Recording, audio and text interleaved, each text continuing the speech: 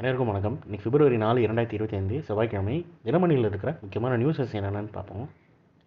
புற்றுநோய் தொடக்கத்தில் வைப்போம் முற்றுப்புள்ளி. செல்லில் இருந்து தொடக்கம்னு கொடுத்துருக்காங்க. புற்றுநோயின் வகைகள் என்னென்ன, அதுக்கான வாய்ப்புகள் என்னென்ன, அறிகுறிகள் என்ன, காரணங்கள் என்ன, பரிசோதனைகள் என்ன, அதோட வகைகள் மற்றும் அதோட பாதிப்பு விகிதம் என்ன, தடுப்பு விழிப்புணர்வுகள் என்ன, சிகிச்சை முறைகள் என்ன, புற்றுநோய் தரவுகள். இந்தியாவில் புற்றுநோய் ஆண்கள் 13 பேரில் ஒருவருக்கும், பெண்களில் 11 பேரில் ஒருவருக்கும் இருக்கதா சொல்லியிருக்காங்க. புற்றுநோய் தரவுகளை 2024 கொடுத்துருக்காங்க.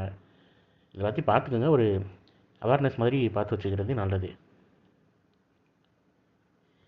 அப்புறம் புற்றுநோய் மரபணு தரவு தளம் அறிமுகப்படுத்தியது சென்னை ஐஐடின்னு தெரிவிச்சிருக்காங்க. புற்றுநோய் ஆராய்ச்சியில் மாற்றத்தை ஏற்படுத்தும் நோக்கில் இந்தியாவிலேயே முதலாவது புற்றுநோய் மரபணு தரவு தளத்தை சென்னை ஐஐடி அறிமுகப்படுத்தியுள்ளது. உலக புற்றுநோய் தினம் செவ்வாய்க்கிழமை, அதாவது பிப்ரவரி 4 இன்னைக்கு உலக புற்றுநோய் தினம் கடைபிடிப்பதையொட்டி புற்றுநோய் ஆராய்ச்சிக்காக நாட்டின் முதல் புற்றுநோய் மரபணு தரவுத்தளம் bcga.iitm.ac.in சென்னை ஐஐடி இயக்குனர் காமக்கோடி இக்கல்வி நிறுவன வளாகத்தில் திங்கட்கிழமை வெளியிட்டார்னு தெரிவிச்சிருக்காங்க. அடுத்ததாக கொஞ்சம் பேஜஸ்க்கு பொலிட்டிக்கல் ஜென்ரல் நியூஸஸ் தான். ஸோ டேரெக்டாக நம்ம இன்றைக்கான திருக்குறள் என்னன்றதை பார்த்துருவோம்.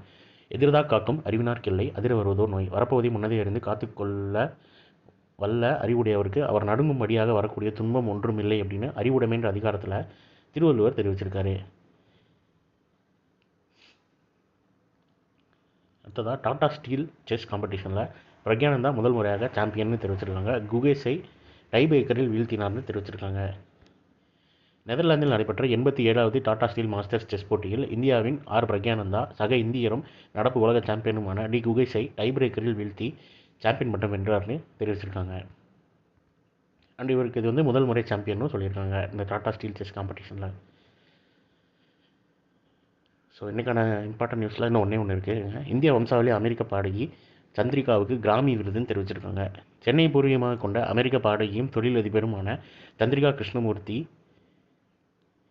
தனது திரிவேணி இசை ஆல்பத்துக்காக 2வது கிராமி விருதை வென்றுள்ளார்னு தெரிவிச்சிருக்காங்க.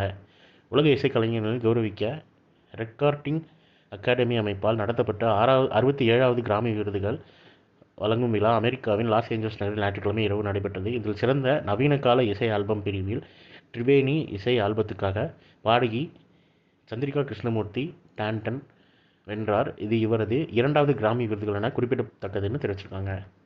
ஸோ இன்றைக்கான இம்பார்ட்டன்ட் நியூஸஸ் அவ்வளோதான். இதோட ஷார்ட்டட் வெர்ஷனாக 1 minute கரெக்ட் அஃபேர் நம்ம சேனல் இருக்குது. வேணுங்கிறவங்க ரிப்ளேஸ் பண்ணிக்கோங்க.